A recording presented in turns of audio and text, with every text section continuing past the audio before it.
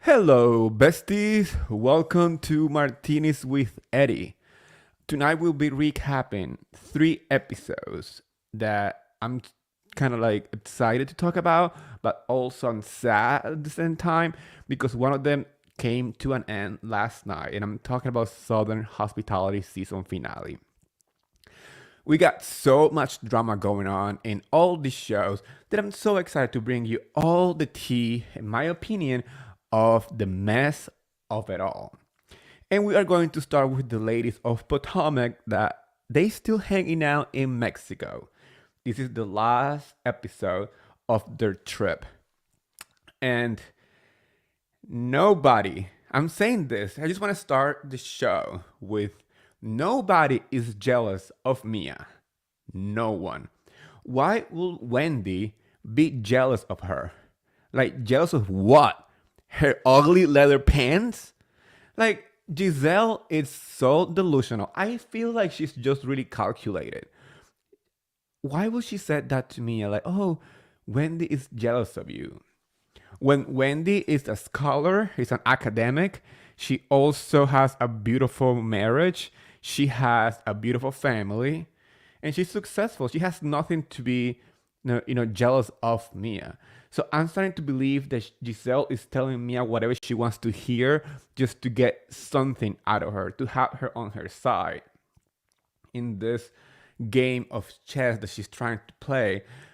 Honestly, bringing Cherise to the show was part of her game to, to get Karen riled up. And we will talk about that in a little bit because Karen was activated in this episode. She revealed that allegedly the rumor that Juan Dixon was cheating on Robin with a blonde woman that looks just like her. And the editors were so shady by using this horrible cartoon that I've been having nightmares of.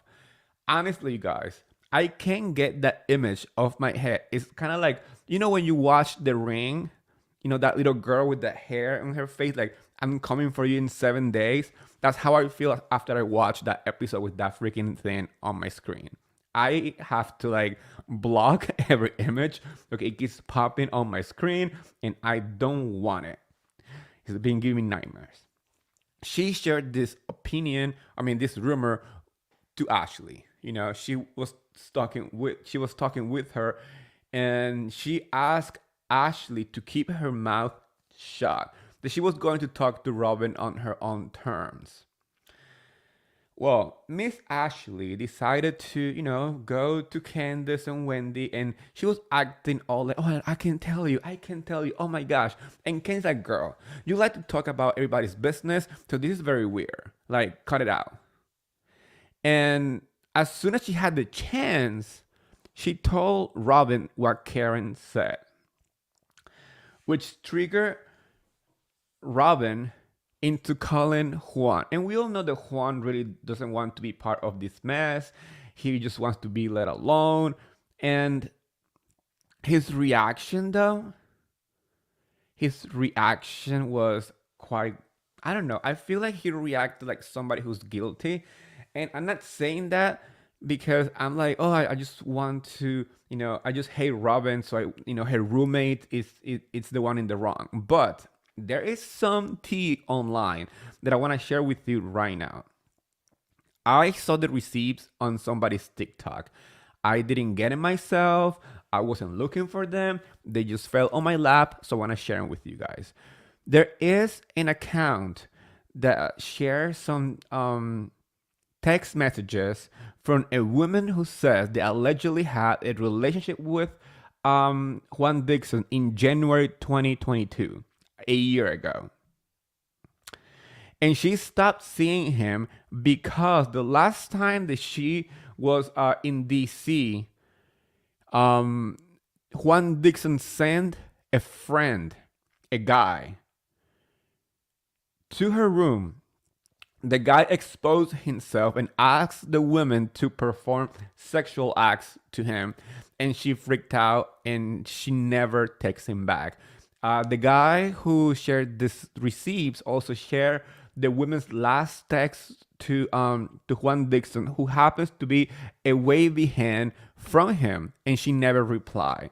She also shared some hotel um, invoices with Juan Dixon's name on it. Also, she shared that Robin knows about Juan's escapades, but she doesn't want anyone to talk about it, especially to the show, to producers or anyone.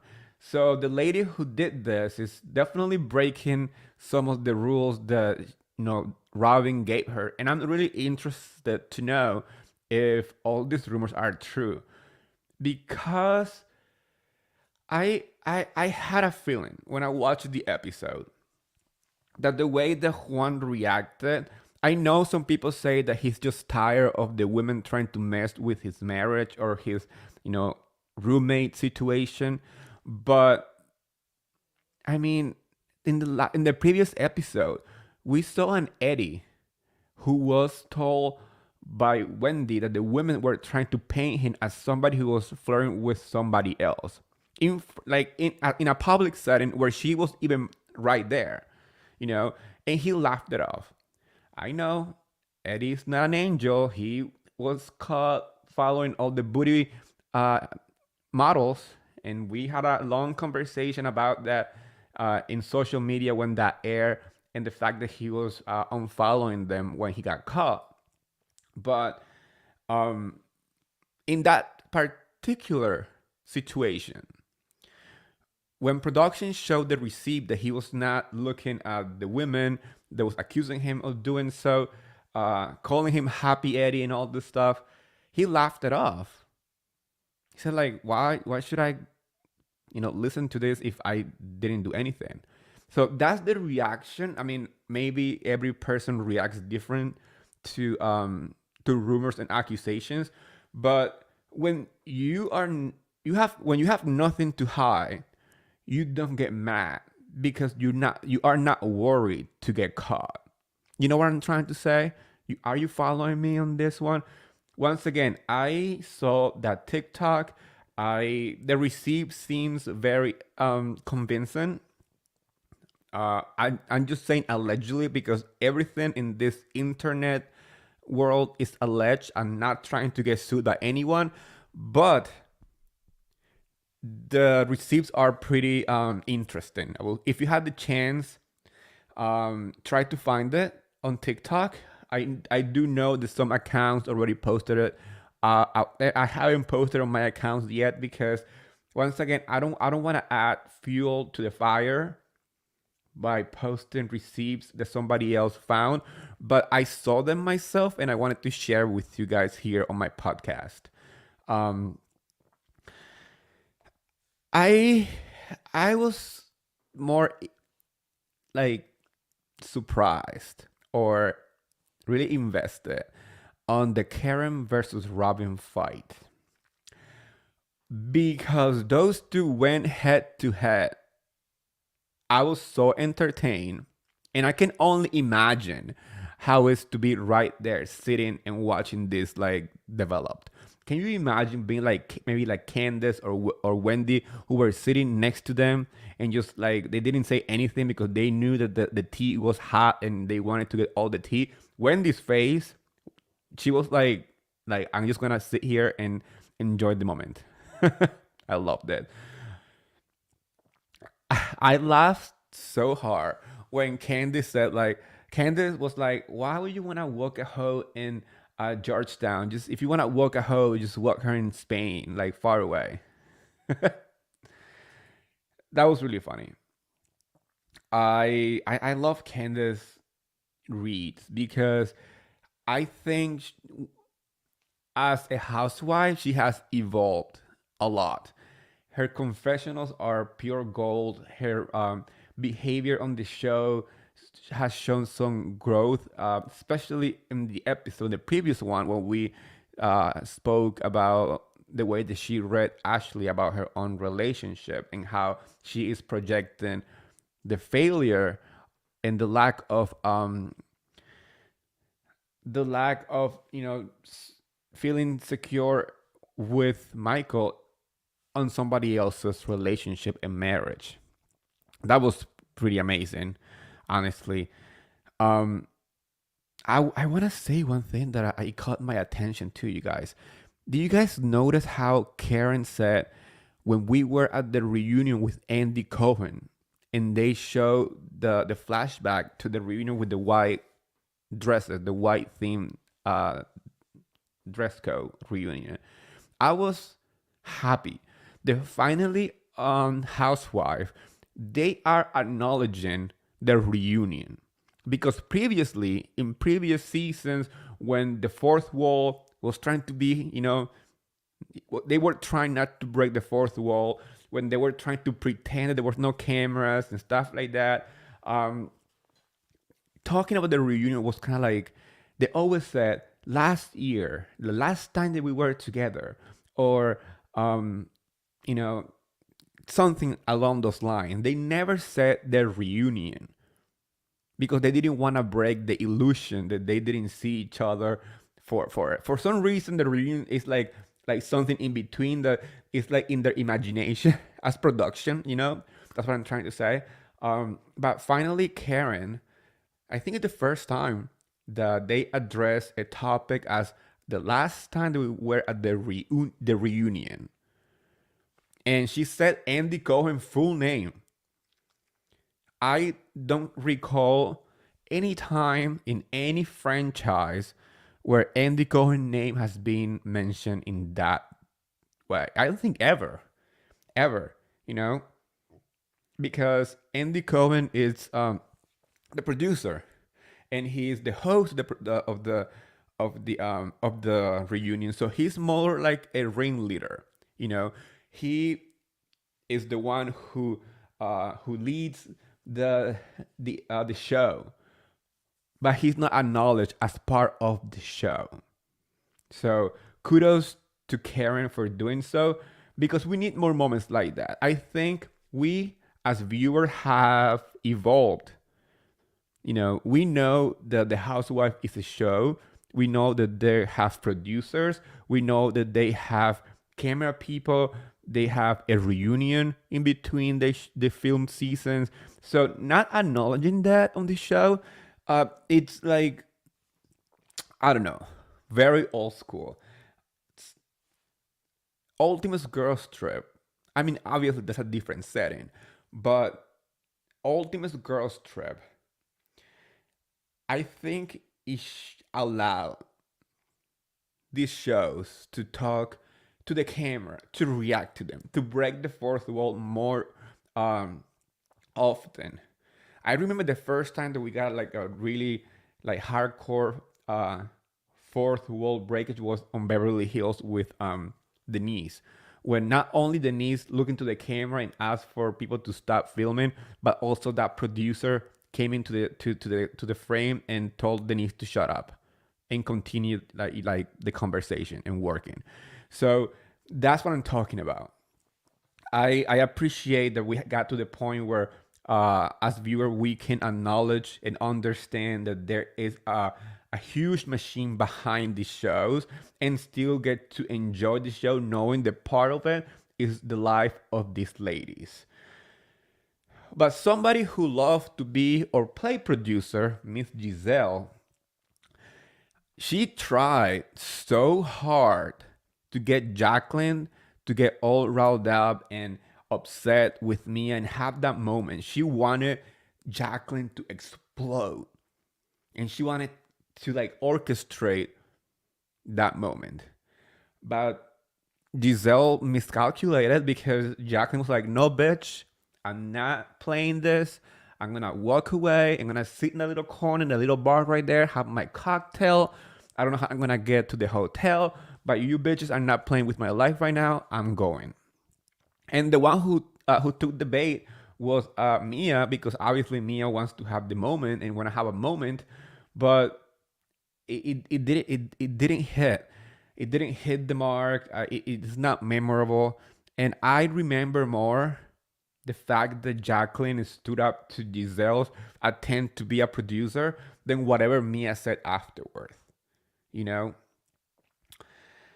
That was like I said before at the beginning of the podcast. This was the ladies' last night in Mexico, so they decided to go on a fun night out, and I guess there was no cameras because that was like their time for to have a fun between the ladies. But they have a very graphic story about Mia approaching Wendy, who in a previous scene they kind of like made up, and now they're like in a better place or whatever. But at the club, it seems like the tequila was doing magic because Miss Mia approached Wendy and told her that she wanted to eat her box. And for those who don't know what that means, it means, that down there, eat it up. So I was like, okay. And then Mia doubled down and watched what happened live. Andy asked her if that was true, if she would do that to Wendy. And her answer was even more shocking. Well, not really shocking because it's Mia. Mia has a very strange relationship, which, by the way, I'm not against it. I said it before, every marriage has different rules that work for them. Some people have open marriages. Some people have, you know, arrangements where they can play outside the house but not together or not inside their home. They have different boundaries. So I respect that. What works for some people doesn't work for others. And I'm not here to shame anyone's marriage and relationship. I don't care. But obviously, the way that she talks about it to Andy, I was like, holy crap, I did not know that they were so comfortable talking about having a foursome with Wendy and Eddie. She said, yes, I want to eat Wendy's box, but I also want G to be part of it, and I want Eddie to be part of it too. And I'm like, oof, I don't know how I will feel. I will feel if my friend or somebody who I have around all the time, around myself and my partner, um, saying that out loud in a very public setting, I don't know how I will feel. So okay, that's how Mia feels. Now I want to know how Wendy felt when Mia said that on national TV. I want to know her reaction because I'm pretty sure that Wendy and Eddie don't have the same rules and boundaries that Mia and G have in their marriage. So we have to take in consideration the fact that people might not like what you're saying. And Mia should maybe not talk about somebody else's marriage and make it really weird. I mean, you are going to be around them a lot because you guys work together. You guys have a reality TV friendship, and I will feel weird bringing my partner around her if she's talking like that. To be honest, that's just my opinion. If you have an opinion about this topic, please leave it on the on the comment section. You can leave it on my Instagram, on my Twitter, Martini with Eddie, and all my platforms. So let's move to Family Karma. Family Karma, I'm gonna keep saying it every time that I introduce it. It's one of my favorite shows on Bravo. There is a non-housewife show. Their dynamics are awesome. And the show starts with Nicholas and Monica trying to learn an Indian dance for Nicholas and Amrit wedding. And Nicholas has the rhythm of a rock, like non-existence. But I'm gonna give it an A for effort. The fact that he's trying to stimulate Amrit's culture and traditions, I appreciate that a lot. I think it's great, especially when it comes down to a mix, an interracial marriage. Uh, the beauty of it is learning from your partner's culture and embrace it, and also you know um, learn.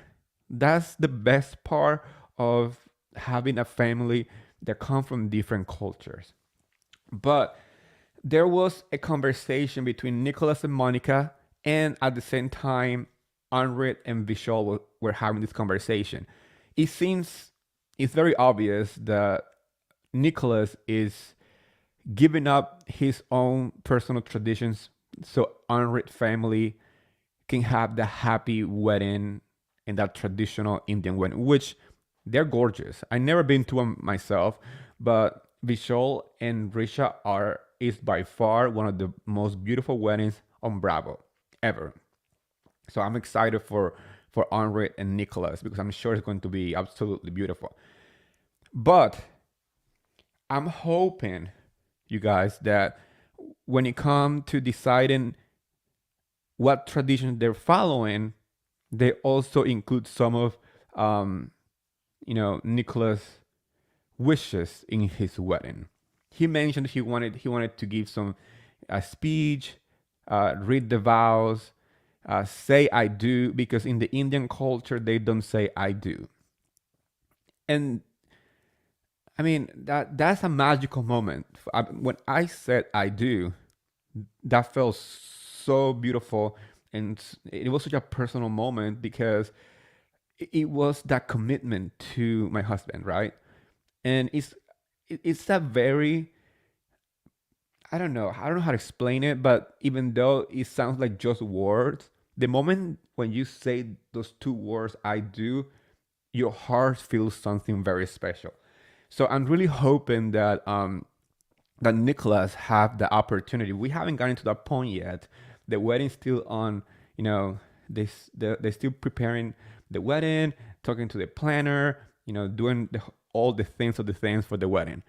But at the same time, they're planning to be parents, which, by the way, that's not easy, especially for a gay couple. They went to a doctor, and for them to have their eggs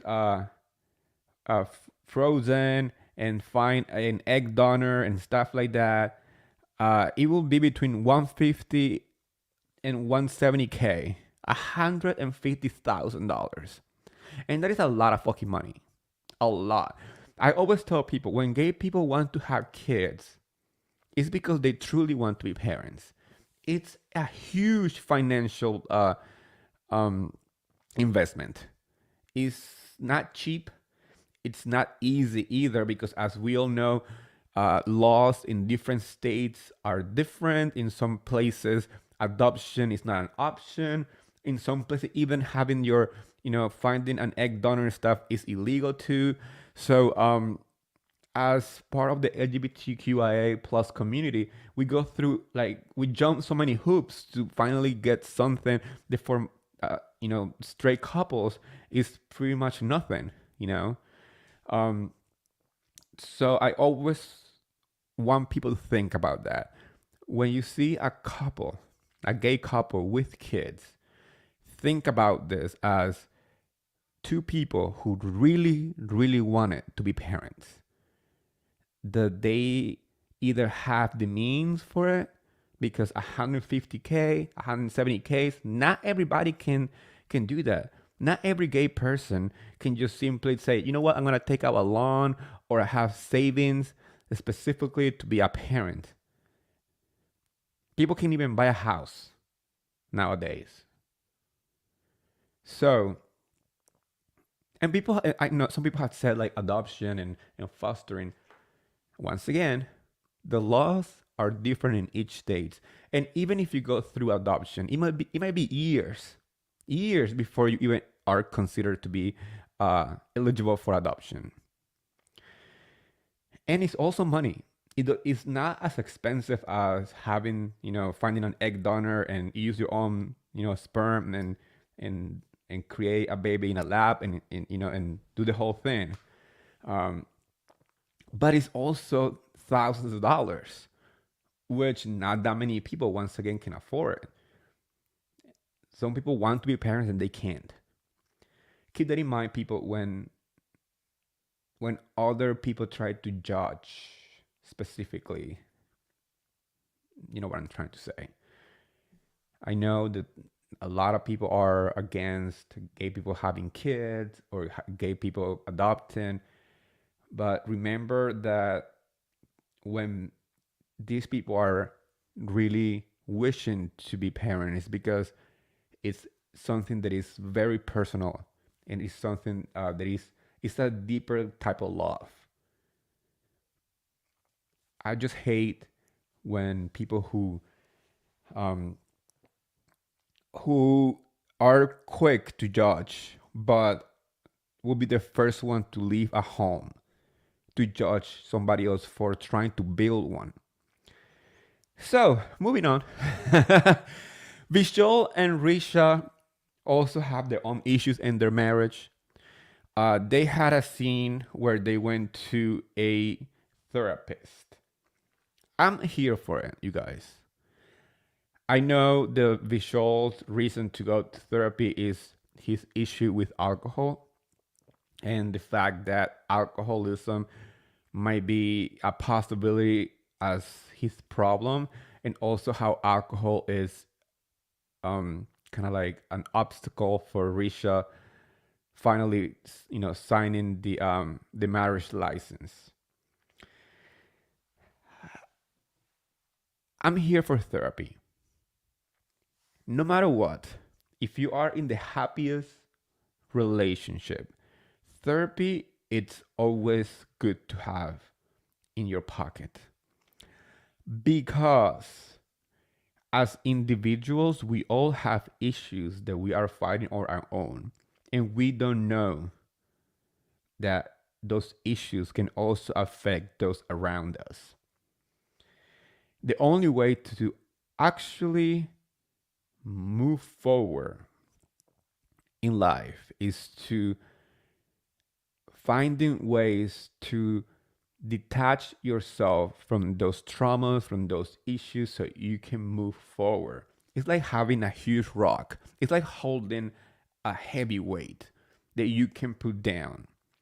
Then you go to a therapist that's going to give you instructions and is going to help you vent that weight and be able to release it. And as a couple, a lot of times we we might seem to be really happy, but there's always something in the back of our heads that we might be afraid to speak up because we are worried to ruin that happiness. So, couples out there, I would recommend always have a therapy on call. Always have a therapist if you are able to do so, because also therapy is not cheap either. But if you have the opportunity to speak to somebody that is not a friend, that is not a family member, that is somebody who's been to school and trained to uncover those issues and help you move forward, I'm here for it. So I appreciate what Vishal and Risha are doing by going to a therapist. And I appreciate the conversation that we can have based on this scene. Because in reality TV, we focus a lot on the drama and the criminals and legal battles and all the stuff that is nonsense sometimes. That is important to talk about because we want to make sure that if there are victims in any form, the victims get the justice that they deserve and the criminals pay for what they had done. But also, there is a level of, um, you know, when there is something that you can actually relate to, you know, and we can appreciate that and we can learn from that. And we can also use that as, you know what, that might be the option that I should go for. Maybe I should go to therapy. Maybe I've been thinking that therapy is only for crazy people because I grew up in a house where going to therapy was frowned upon. I have my own issue. I have severe anxiety. I get depressed. So the when I told my parents that I wanted to go to therapy, they were like, "But yeah, but you're not crazy." A lot of people think that way. A lot of culture A lot of cultures think that way. Like my parents are Hispanic, um, so the idea of therapy means that you are really cuckoo in the head. You're like cuckoo for Cocoa Pops. So I'm always tell people, go for it. Go for a therapy session. You will see the difference immediately because you are finding that kind of like window to understanding from the inside without having somebody judging you. Because friends and family, even though they always want the best for you, you feel like they're judging you because they know you. A third person who doesn't know you and is just here for the professional stuff, go for it. Yes. As you can see, Bravo this weekend was insanity. And we have a lot of lessons. We have a lot of good moments and moments that I appreciate, especially as a gay man, in family karma specifically. But now, now we go to Southern Hospitality because I'm sad, you guys. I love that show. And I'm sad that it has come to an end. Do I believe that they deserve a second season? Absolutely. And if they do not get renewed, I'm rioting. So, Bravo, you better be ready. If you don't bring back my people from Southern Hospitality, I'm going to riot. The episode, though, I was shocked with a lot of the stuff that I saw last night because, I mean, it stars what it seems. Everybody's happy. They're talking to each other. Everything seems cool. Mia seems to be happy with Joe Bradley. They are ready to celebrate the end of the summer in on a yacht that Leva got for her staff. Which, by the way, I I like the way the Leva treats her stuff. She has this sense of maternal love for them, even though um, Grace Lily said that she is tired of Leva calling her kiddo on What Should Happen Live. I mean, you guys are lucky that your boss cares for you guys that much because some other boss will be firing your ass in 2 seconds for the crazy shit that you guys have done on this season. But on this episode, we get to see different moments from each cast member. We see Will, which by the way, I know so many people have said that he's boring, that he doesn't bring anything, that he's quiet. But if you look back in the few episodes that we have this season, we have 8 episodes. In like 3 or 4 episodes, he's messy. He's quiet messy. Like he was the one who sent Emmy to flirt with Grace Lily's date. He was the one who started the mess at the tea party. So there is mess. He was the one who was yelling and doing the most in the last episode when the whole peanut butter situation happened. So he might not be the loudest, but he's been messy. On his part of the show last night, he's seen between him and Emmy, they were talking about him going to law school and the fact that he's not 100% sure because he's doing it because his dad is a lawyer. And I had never felt more related to somebody watching reality TV. That was me in my 20s. I just gotta say that.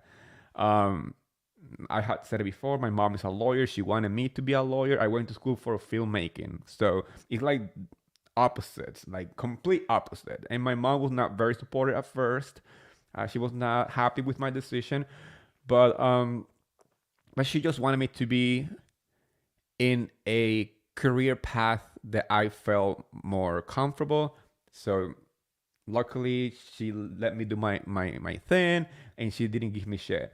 And I feel like Will is going through the same, um, kind of like trying to figure out what to do with his life. You know, he has either the choice to grow in the hospitality business or go to law school as his family, you know, asking him to do. And Emmy is leaning more towards him going to law because she wants to have a more comfortable lifestyle. And she said that she wants to be a stay-at-home mom or like a housewife. I said she will fit into the housewife universe so well because you know that all the housewives out there wanted to get married to the guy with the good job so they can just be, you know, parading around in, you know, Paris, Italy, whatever, New York, Los Angeles, Beverly Hills. You know, that's what they want. They just want to be at home spending the money that their husbands are making. So she can fit right in into the real housewife universe. It's not a bad thing. I mean, if you can be a stay-at-home housewife and you find somebody that can, you know, afford a good lifestyle for both of y'all, go for it. Also, we had another moment with Lucia. I want to highlight this part because it's another conversation that I appreciate the Bravo is bringing to the front with her storyline. She and Devon had issues of trust, issues in the past, even though they're trying to be together for their kid. For um, I think it's great to see a woman say, you know what, a kid, it's not a reason to keep a partnership together.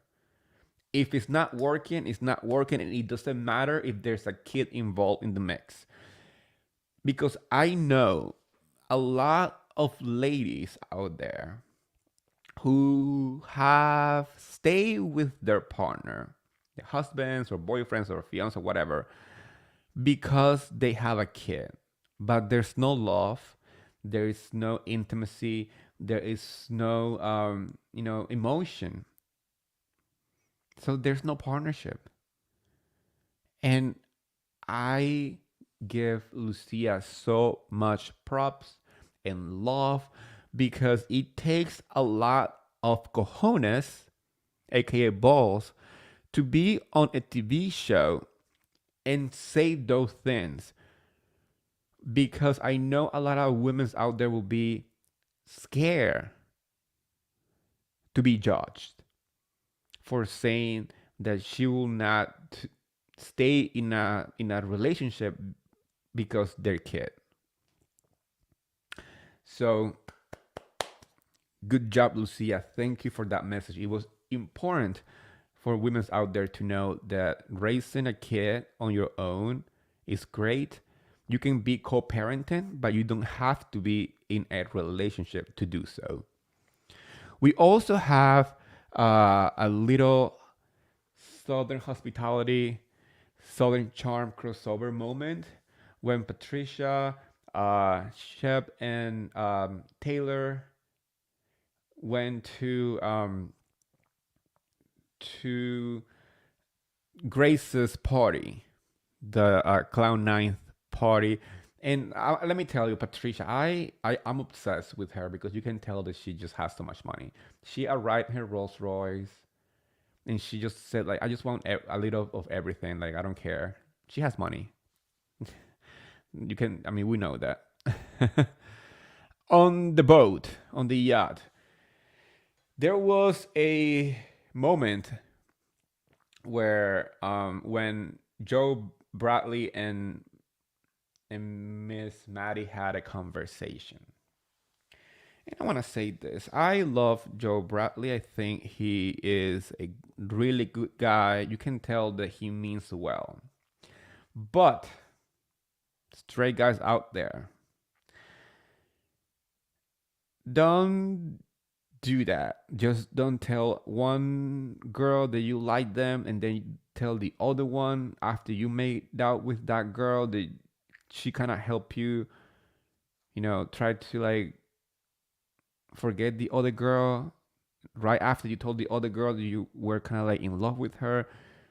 It's kind of like, don't do that, especially if you work together. Don't create this drama because you're gonna get found out and you're not gonna like it, and you're gonna look like an ass, even though you're not an ass. You gotta look like one, you know. So I hope Joe Bradley learned his lesson, and I hope um, he finds somebody who who like him for who he is, because he's a great guy. I mean, honestly, he is truly a very welcoming type of guy, and he knows what he's doing as trying to get people into Republic, and you can tell that he loves to talk to other people. Like he enjoys being a sociable person just by the show, his presence in Watch What Happened Live, his presence on social media, the way that he engages on social media. So I can tell that he's somebody who appreciates talking to other people. But maybe don't talk to two girls at the same time, especially if they're working together. That's just my advice. With that said, they had a huge fight at the end of the episode, and we kind of we kind of were left on a cliffhanger. And like I said before, Bravo, if you don't give them a season 2, your mailbox and your email box and your voice mailbox is gonna be filled with my complaints.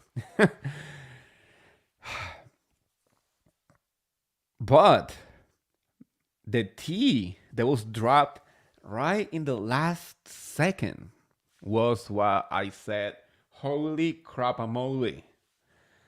There was a rumor or some article saying that a staff from Republic got hit on by a cast member from Southern Charm, and then at the reunion, it was brought up that that person was Shep, and that was the last straw between him and Taylor. And we found out last night that that person that Shep was being appropriate to was Mia. And I better be seeing Mia making an appearance on Southern Charm, because I need more tea. I want a kiki between her and Taylor. I want Shep to be mad about it. I want it all. I want all the things, all the things. And the way that she read Shep on Watch What Happened Live was Chef Kiss. I know some people are saying that she emphasized on the age, but she's in her 20s. Anyone over 30 is old in the eyes of a 20-something-year-old person. I know so because I work with a lot of people in their early 20s, in social media and whatnot. And when I say to them that I'm actually in my late 30s, they're like, Eddie, you don't look 30. You don't look old. Literally, they said that. You don't look old. I don't feel offended. Thank you, because hello. But yeah, I understand her comment. But the fact that she, called him a creepy, is true. Like, dude, like no. If you don't get the hint, you look like a predator. If somebody's telling you no, I'm not interested, please, like, keep your distance, keep it professional. If you keep doing your thing, it's a predator mentality. Guys out there, when a woman tells you no, it's no. When a woman tells you, let's keep it professional, step back and keep the space. Imagine that COVID regulation of like 6 feet separation. That's the thing. Keep your virus away from other people, meaning stay away from them. So I can tell that Mia at least have class because she went and DM or text Taylor and let her know that her boyfriend is parading himself around trying to get all the girls, and she was one of the girls that he was trying to get with, and she was not there for that. So kudos to Mia for doing the right thing. Also, on Watch What Happened Live, there was another moment though that it was uh, really hard to watch, and I want to address it just because it's important to remember one thing. Read the room. If shit is getting uncomfortable, if shit is getting awkward for what you're saying, maybe take a step back because you already had your moment. And this happened on the after show. Grace was asked about the moment when she called Mia's friend a slut on the show. And she said that she doesn't regret it. She said that she will do it again because the girl is a slut. That's that was Grace's response answer to the question, which she should have left it right there. But then she went ahead and brought Mia into the mix. She was like, "No, you are a friend with her, so you are also fake and blah blah blah." And everybody knows that in Charleston. And I was like, "Oof!" And you can tell that in that moment, Mia started to feel like, "Holy crap!" Like I was not expecting any of this, especially in such a big platform, which is Watch What Happened Live. Everybody's watching this. Like if you watch shows, you want to watch the What Happened Live because you want to see how they react. And everything was going fine. You can tell that they were getting along and all this stuff.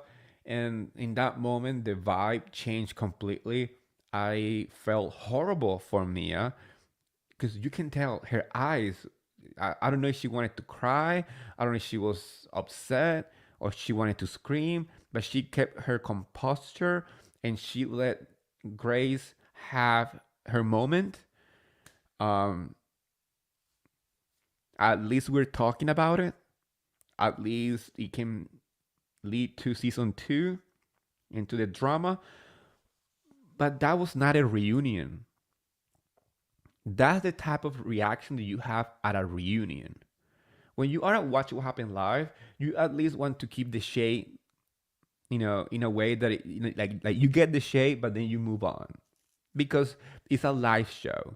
People are right there in the audience. So whenever there's this huge silence and everything gets weird, I don't know. I was watching it and I, my heart was breaking for Mia.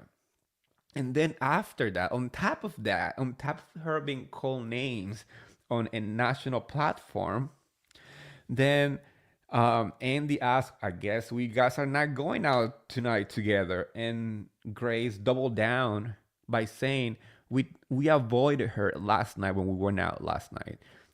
And I don't know, that didn't sit so well with me. It feels very mean girlish. You know, I don't know. Tell me your opinion about this whole mess. I'm just excited for the possibility of season two. I think that the cast delivers. I think the cast have the potential to be a multi-season show. I see them as um, a new kind of like the new kids on the block in Bravo. Like you can see that they have that potential to have the longevity of Vanderpump Rules or Summer House or Winter House, even the Winter House new, but like Summer House, that type of environment where the cast started from like a really young age and they evolved in the show. That's how I think of Southern Hospitality. So please, if you have not watched the show yet, I will say go give it a watch on Peacock. It's there for you guys to stream the whole entire season. It's only 8 episodes. You're gonna fall in love with the cast. You're gonna hate it maybe because they're too young and act stupid, or you're gonna like it because you're young, or you're gonna like it because you wish you were that young. But there's something for everybody on that show. Give them the opportunity and the chance to grow and bring them back for a second season. Bravo, I'm telling you, you better do that. And I just want to say cheers for an amazing season, you guys. You guys did a great job. You guys were amazing. What I'm saying is this is a message for the whole entire cast of Southern Hospitality. You guys did amazing. You guys deliver. You guys brought everything to the table. You guys were not afraid to open your life to all of us and myself. I appreciate that. And you guys, all of you guys, have a very special place in my heart. So with that said, Bravo, you better fucking give them a second season or I'm gonna riot. Period. This is the whole entire show for tonight, you guys. Thank you for listening. And also, if you can, go and subscribe to my YouTube channel. Go subscribe to my podcast. You can find it as Martinis with Eddie. You can also find me on Instagram, Twitter, and TikTok.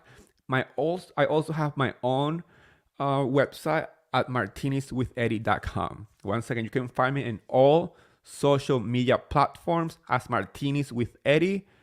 And please subscribe to my YouTube channel and subscribe to my podcast. I will see you guys on Friday. Oh, I will see you guys on Thursday for a recap for Salt Lake City. Okay, you guys, have a great night. And like I always say, it's coming. It's coming. Bye, besties.